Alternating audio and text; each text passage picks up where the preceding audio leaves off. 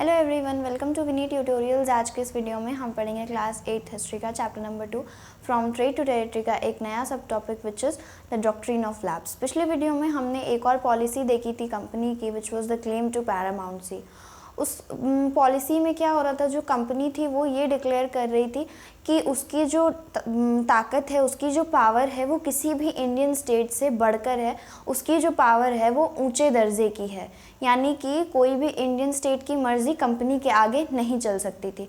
ये तो बिना किसी मतलब के था। जो कंपनी थी वो ट्रेडर थी, लेकिन यहाँ आके वो क्या कर रही थी, वो बोल रही थी कि हमारी जो पावर है वो सुप्रीम है, हम लोग पैरामाउंट हैं, जो कि बहुत ही ज़्यादा गलत हो रहा था। ब्रिटिशर्स शुरू से ही बहुत ज़्यादा चालाक थे। हमने शुरू में ही पढ़ा कि वो कोई भी मिलिट्री अटैक नहीं करते थे। पॉसिबिलिटी होती थी कि वो कोई ना कोई ऑप्रेसिव पॉलिसी ला करके हमारे इंडियन स्टेट्स का एनेक्सेशन करते थे। तो एक हमने देखा था सब्सिडरी अलायंस वाला, जिसमें कोई भी इंडियन रूलर जो थे वो अपने इंडिपेंडेंट आर्म्ड फोर्सेस नहीं रख सकते थे, बदले में उसके लिए उनको पेमेंट करना पड़ता था। अगर पेमेंट नहीं किए तो उनका टेरिटरी कंपनी के अंडर में हो जाएगा।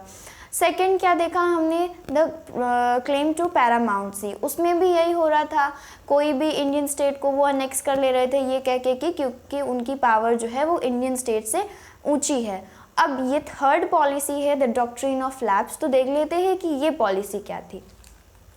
Lord Dalhousie, governor general from 1848 to 1856, मतलब इस टाइम पीरियड में लॉर्ड डलहौजी गवर्नर जनरल थे, तो उन्हीं के द्वारा ये पॉलिसी लाई गई थी which was known as the doctrine of lapse. Lord Dalhousie के टाइम पीरियड में ही ये वाली पॉलिसी लाई गई थी और ये खुद लॉर्ड डलहौजी ने ही डिवाइस की थी, डॉक्ट्रिन ऑफ लैप्स। ये पॉलिसी क्या कहती थी? The doctrine declared that if an Indian ruler died without a male heir, his kingdom would lapse, that is become part of company territory। इसमें भी अपनी चालाकी वो लगा लेते हैं।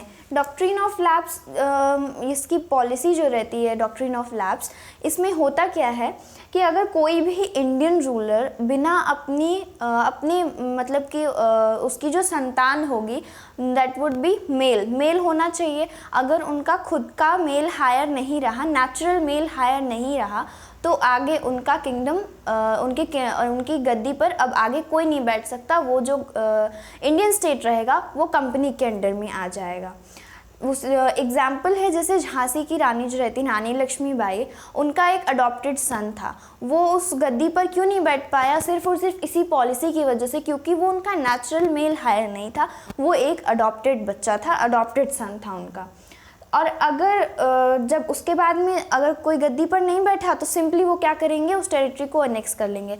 ऐसे ही इसी पॉलिसी को अप्लाई करके ढेर सारे इंडियन स्टेट्स का अनेक्सेशन हुआ। तो अब वो देख लेते हैं। एनेक्सेशन ऑफ इंडियन किंगडम्स, तो ये डॉक्ट्रिन ऑफ लैप्स लगा करके ढेर सारी इंडियन किंगडम्स का एनेक्सेशन हुआ। फर्स्ट वो Satara which was annexed in 1848, second was Sambalpur in 1850, third was Udaipur in 1852, fourth was Nagpur in 1853, fifth was Jhansi in 1854। Means 5 Indian kingdoms का एनेक्सेशन हो गया। सिक्स्थ जो रहता है वो अवध रहता है, जो कि 1856 में एनेक्स होता है।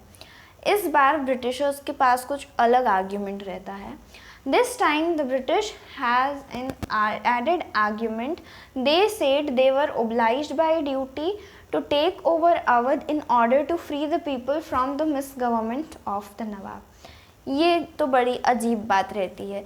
जब अवध का एनेक्सेशन होता है तो ब्रिटिशर्स बोलते हैं कि वहाँ के जो पीपल हैं, जो अवध के लोग हैं, अवध के जो नवाब हैं, वो उनको मिसगवर्न कर रहे हैं, तो हम उन लोगों को बचाने के लिए उनकी मिसगवर्नमेंट से हम वहाँ पर रूल करेंगे, हम वहाँ पर राज करेंगे।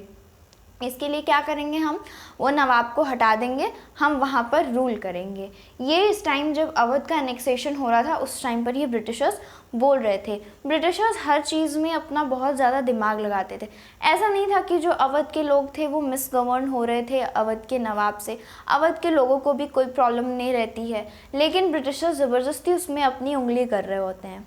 तो आज के लिए बस इतना ही। आई होप चीज़ें क्लियर होंगी। मिलेंगे नेक्स्ट वीडियो में, वहाँ पर हम पढ़ेंगे सेटिंग अप न्यू एडमिनिस्ट्रेशन।